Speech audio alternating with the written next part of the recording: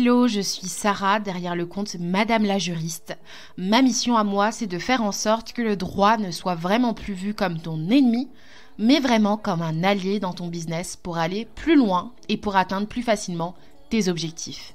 Je le fais, je t'accompagne via deux possibilités.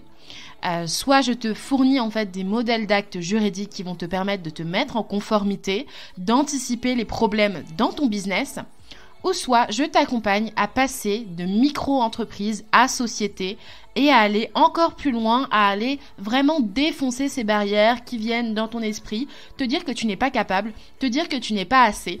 Et moi, vraiment, j'ai envie de te montrer que c'est possible parce que j'ai accompagné d'autres entreprises à le faire et parce que je suis passée moi-même par ces questionnements que tu te poses actuellement. Bienvenue dans ce nouvel épisode de podcast. Aujourd'hui, tu l'as deviné, nous allons parler de sujets fâcheux, de sujets qui vont peut-être te donner envie de t'arracher les cheveux. Nous allons parler des 5 signes qui montrent que tu n'es pas dans un bon équilibre juridique, ou du moins que ton équilibre juridique est instable. J'ai décidé de faire cet épisode de podcast pour vraiment un peu te secouer, te mettre un peu les coups de pied aux fesses, pour que tu te dises ok, c'est bon, j'ai pas mal de choses à remettre à jour pour être vraiment safe dans ma protection juridique. Il y a du travail, mais je sais au moins quelles sont les choses prioritaires à vérifier et mettre en place pour ne pas me retrouver dans une situation où demain je pourrais être sanctionnée en cas de contrôle ou encore pénalisée si jamais j'ai un client qui porte plainte contre moi. Premier élément, déjà, je suis sûre à 100% que si jamais tu n'es pas dans un bon état d'esprit par rapport à ta protection juridique et que tu as l'impression que ton équilibre juridique est instable, c'est parce que tu n'as pas de process juridique clair. Aujourd'hui, tu n'as pas pensé ton parcours client sous l'angle juridique. Tu ne sais pas comment sécuriser la phase de prospection, ensuite la phase de vente, ensuite encore la phase au cours de la mission, puis ensuite la fin de la mission. Et après la fin de la mission, la phase de fidélisation, donc de satisfaction ou d'insatisfaction, la phase de résolution des litiges, des problématiques, et ensuite de la phase de la suppression des données personnelles. De toutes ces étapes-là, tu ne sais pas quelles sont les réponses à donner dans le cadre de ton entreprise. Donc ça, forcément, c'est un signe qui montre que ton équilibre juridique est instable parce que si demain, il y a une faille à n'importe quelle de ces étapes-là, que ce soit au niveau de la prospection, que ce soit au niveau de la vente, que ce soit au niveau de la mission, l'après-mission, l'après-vente, tu ne sauras pas comment réagir. Donc tu vas toujours être en mode surprise, genre « Qu'est-ce qu'il faut que je fasse ? Il faut absolument que je contacte telle ou telle personne. » Donc ce sera du temps perdu pour toi et pour ton entreprise, mais aussi de l'énergie perdue pour ta protection juridique de manière générale. Deuxième signe qui montre que ton équilibre juridique est instable, c'est que tu ne connais pas vraiment tes clients.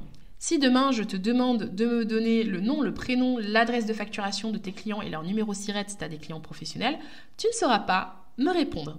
Et ça, c'est quelque chose qui montre qu'il y a un équilibre juridique instable, puisque ça veut dire que tes factures ne sont forcément pas conformes. Tes documents juridiques ne peuvent pas être conformes si tu ne sais pas rattacher l'obligation juridique à une personne réelle, une personne physique ou une personne morale. Donc là, forcément, ton équilibre juridique est instable et il faut absolument y remédier dans tes process.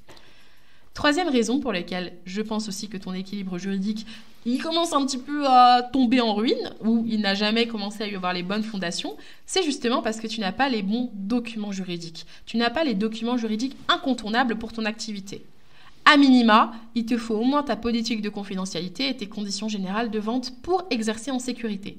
Et là, je te dis à minima, mais si tu as un site internet, il te faut aussi des mentions légales. Si tu es organisme de formation, il te faut aussi des contrats de formation professionnelle ou des conventions de formation professionnelle, ainsi qu'un règlement intérieur. Donc, c'est quand même pas mal de documents juridiques. Et à minima aussi, pour tout entrepreneur, il te faut des fameuses factures, parce que c'est ainsi que tu vas venir déterminer quelles sont les sommes qui rentrent dans ton entreprise et de l'autre côté, quelles sont les sommes aussi qui sortent de ton entreprise. En cas de contrôle, mais tout simplement toi, pour faire le bon suivi aussi des chiffres. Imaginons que tu as une personne qui travaille dans ta boîte, mais qui te vole un maximum d'argent, qui se fait des virements ou qui fait des fausses factures ou autre, tu ne pourras pas retrouver la faille. Alors que là, si tu as un bon process juridique où tu sais que tu as une bonne tenue comptable, bien sûr que tu pourras t'y retrouver et tu auras aussi un bon relevé en fait finalement de la réalité de pourquoi là, il y a telle ou telle somme qui disparaît, pourquoi là, il y a telle ou telle dépense qui est faite en amont, qui est faite en abondance, pardon. Quatrième signe, finalement, que ça ne va pas trop bien au niveau de ta protection juridique, c'est que justement, tu n'envoies pas systématiquement de factures. Tu gardes peut-être seulement les reçus de paiement de Stripe ou les reçus de paiement de PayPal et tu te dis « Ah, ça suffit, c'est vraiment ce qu'il faut pour être protégé, j'ai respecté tout ce qu'il fallait. » Et finalement, en fait, pas du tout. Il te faut absolument des factures, que ce soit pour un petit montant, un grand montant, parce que c'est ce qui va venir prouver pourquoi tu as eu telle ou telle somme d'argent et pourquoi tu en as sorti d'autres. Donc forcément, si tu n'as pas d'émission de facture systématique, au moins, je sais pas, dans ton process à la fin du mois, en début de mois, en milieu de mois, ou de manière automatique par des logiciels, tu n'es pas bon. Tu n'es pas du tout dans les bons filons pour en tout cas avoir un bon équilibre juridique. Et cinquième signe, et là, si tu te reconnais, on va vraiment devoir, genre, écris-moi en DM tout de suite, parce qu'on va vraiment devoir parler de pourquoi tu fais ça. Tu as copié les CGV et les documents juridiques à droite, à gauche sur le site de tes concurrents. Forcément, si tu as fait ça, je te mets ma main à couper que tes documents juridiques sont à jeter à la poubelle.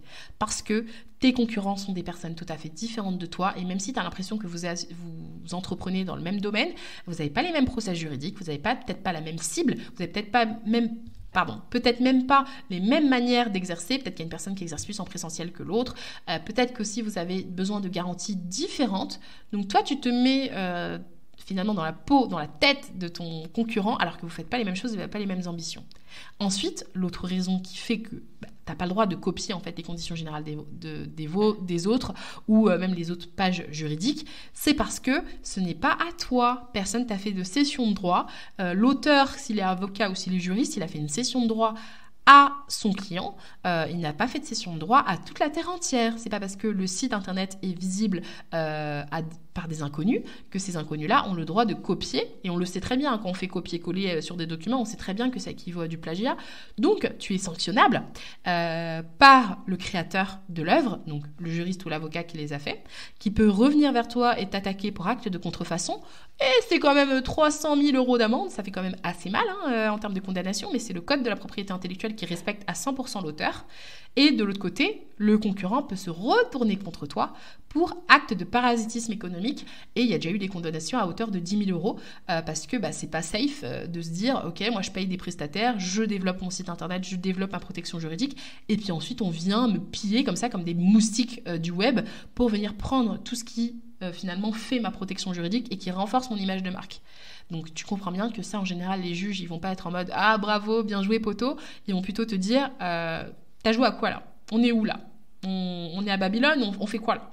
Donc forcément, la protection juridique, sans ces 5 éléments, c'est-à-dire un process juridique clair, sans le fait de connaître ses clients et pouvoir les associer à une identité distincte en tout cas, sans avoir les documents juridiques incontournables, sans émettre systématiquement des factures pour chaque vente et sans avoir ses propres documents juridiques non copiés, non plagiés à nos concurrents, on a un équilibre juridique qui est instable. Si jamais tu cherches des solutions parce que du coup là tu te dis « Ok, maintenant que je sais que tout n'est pas bon, qu'est-ce que je dois faire pour que ce soit le cas, pour que ce soit good à nouveau ?»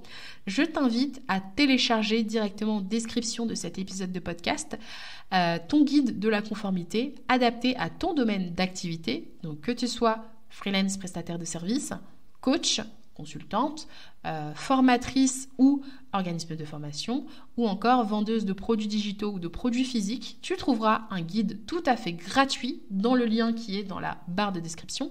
Et dedans, tu pourras venir, donc dans Legal Pitch Ressources, venir piocher le guide qui correspond le plus à ton domaine d'activité.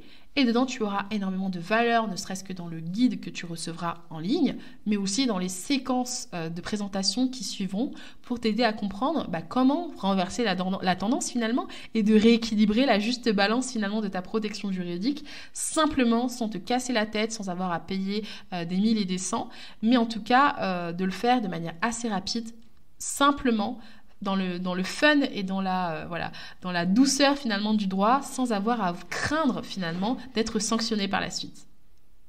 Je te dis à très bientôt pour un prochain épisode de podcast.